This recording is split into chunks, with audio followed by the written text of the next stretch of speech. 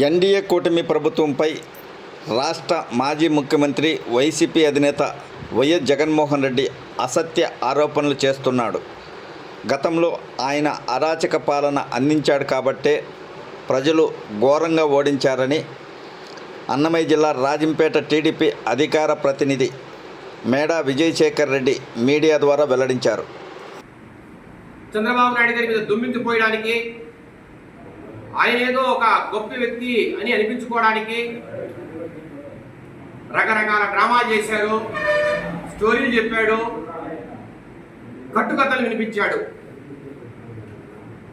ఆఖరున పత్రికా మిత్రులు ప్రశ్నలు వేయబోతే నాకు టైం లేదు, చాలా బిజీగా ఉన్నా అని చెప్పి లేసి వెళ్ళిపోయారు. దాంట్లోనే అర్థమవుతోంది అతను చెప్పిన మాటల్లో వాస్తవాలు లేవని. కానీ ఒక్కసారి డీటెయిల్డ్గా మాట్లాడుకుందాం. డీటెయిల్డ్గా ఆయన సంధించిన ప్రశ్నలేని, ఎక్కడ లోపాలు ఉన్నాయనేది ఒక్కసారి మనం మాట్లాడుకుంటే, మొట్టమొదటిగా ఆయన ఒకే మాట అన్నాడు, నాకు ప్రతిపక్ష నేతగా హోదా ఇవ్వలేదు కాబట్టి నేను అసెంబ్లీకి రావడం లేదు. మా గొంతు నొక్కేస్తున్నారు ప్రభుత్వం, ప్రజల గొంతు నొక్కేస్తున్నానని పదే పదే మొదలుపెట్టాడు ఆయన చెప్పడం. మేమంటున్నాం తెలుగుదేశం పార్టీ తరఫున, ఉన్న 170 సీట్లలో 10% సీట్లు నీకు రానప్పుడు, నీకు ప్రతిపక్ష హోదా రాదని నీకు తెలిసినప్పుడు ఎందుకు పదే పదే ఆ మాటను మీరు ప్రెస్ మీట్లో మాట్లాడుతున్నారు? ఎందుకు తెలుగుదేశం పార్టీ మీద, చంద్రబాబు నాయుడు గారి మీద, ఈ ప్రభుత్వం మీద దుమ్మెత్తిపోయాలని ట్రై చేస్తున్నారో మాకైతే అర్థంలో కావట్లేదు. జగన్మోహన్ రెడ్డి గారు ఒక్కసారి మీరు వివరణ ఇవ్వాలి. మీకు తెలుసు rules and regulations, parliamentary guide lines తెలుసు. అంతెందుకు 2014 నుంచి 19 మధ్యలో కాంగ్రెస్ పార్టీకి ప్రతిపక్ష హోదా దక్కనప్పుడు కూడా సోనియా గాంధీ గారు కానీ, రాహుల్ గాంధీ గారు కానీ పార్లమెంట్కి రాలేదా? లోక్సభకు వచ్చి రకరకాల సమస్యల మీద వారు మాట్లాడలేదా? కాంగ్రెస్ పార్టీ బాణిని వాళ్ళు వినిపించలేదా? ఆ రోజు ఏమైనా ప్రతిపక్ష హోదా వాళ్ళకి ఏమైనా ఇచ్చారా? పార్లమెంటరీ గైడ్ లైన్స్ బట్టి, మనము పెట్టుకున్న నిబంధనలు బట్టే మీకు ప్రతిపక్ష హోదా వస్తుంది. మీకు ఉన్న సీట్లలో 10% సీట్లు రాలేదు కాబట్టి మీకు ప్రతిపక్ష హోదా ఇవ్వలేదు. అది క్రిస్టల్ క్లియర్గా మీకు అర్థమవుతున్నా కూడా మీరు కావాల్సినల్లా ప్రభుత్వం మీద బురద చల్లుతున్నారు. దయచేసి రాష్ట్ర ప్రజలందరూ కూడా విజ్ఞప్తి చేస్తున్నాం, ఇది అన్యాయం, అధర్మం, అక్రమం.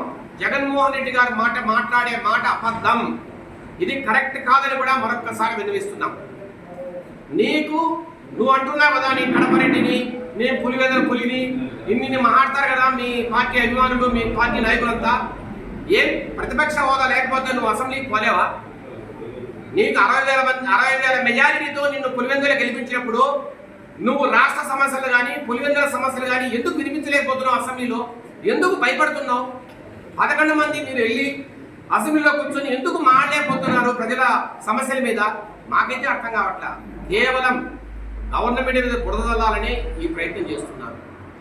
రెండవది, నేను సీఎం అయింటే రెండవసారి అమ్మఒడి కావచ్చు, తర్వాత రైతు భరోసా కావచ్చు, లేదంటే రకరకాల పథకాలు, విద్యా దీవెనంట, వసతి దీవెనంట, రకరకాల పథకాలు ఎవరికి మొత్తం డబ్బులు వేసేవాడిని అందరికీ అకౌంట్స్లో. ఈరోజు చంద్రబాబు నాయుడు గారు సీఎం కావడం వల్లే ఈరోజు ఎవరికి డబ్బులు రావట్లేదు, అందరూ బాధపడిపోతున్నారు. రాష్ట్రం అంతా, ఆయన చెప్పారంట అందరూ ఫోన్లు చేసి, రాష్ట్రం అంతా బాధపడిపోతున్నారంట. ఈరోజు జగన్మోహన్ రెడ్డి లేరు కాబట్టి మాకు ఎవరికి డబ్బు రావట్లేదని చాలా కుమిలిపోతున్నారని ఆయన ఒక మాట మాట్లాడారు. నేనంటున్నా, ఫీజు రియంబర్స్మెంట్ నువ్వున్న రోజుల్లో 5 సంవత్సరాల్లో ఎంత బకాయిలు బాకీ పెట్టారు? కాలేజీలకు ఎంతమంది కాలేజీకి సంబంధించిన యాజమాన్యాలు మీ మీద తిరగబడ్డాయో మీకు వాస్తవాలు తెలీదా? ఒక్క సంవత్సరం పాటు బకాయిలు మీరు నిలిపివేసే మాట వాస్తవం కాదా? ఫీజు రియంబర్స్మెంట్ విషయంలో ఒక్క సంవత్సరానికి సంబంధించిన బకాయిలు కాలేజీలు రాకపోతే, అక్కడ చదివే విద్యార్థులకు యాజమాన్యాలు కనీసం హాల్ టికెట్ కూడా ఇవ్వకపోతే వాళ్ళ సొంత డబ్బు కట్టి హాల్ టికెట్ తెచ్చుకున్న మాట వాస్తవం కాదా? ఎక్కడ మీరు సరిగా ఫీజు రీయింబర్స్మెంట్ని సరిగా అమలు చేశారు?